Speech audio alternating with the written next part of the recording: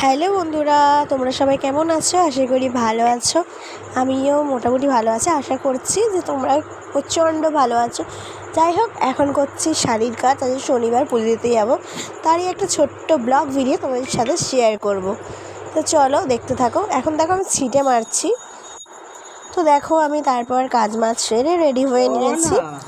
এবার আমি যাব পুজো দিতে। তো চলো যাওয়া যাক। তোমরা কারা কারা চেনো উলুবেড়িয়া কালীবাড়ি কমেন্টে বলো। তো চলো স্কিপ না করে পুরো ভিডিওটা দেখতে থাকো, সবই শেয়ার করবো। তো এখানে প্রসাদ কিনে নিলাম মা আনন্দময়ীর জন্য আর হনুমানজি বাবার জন্য।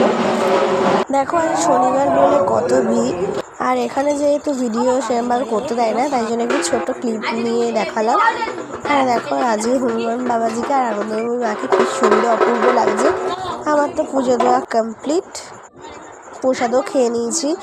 গঙ্গার পাড়ে একটু বসে আছি, বাড়িতে একটু পরে যাব, তাই জন্য আমি আর আমার শাশুড়ি বসে আছি।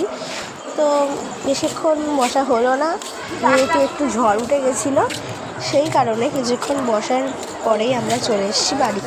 দেখো ঝড় ওঠার পরেও কিন্তু গম গম ভিড়টা আছে একই। তো আমরা চলে এসেছি বাড়ি।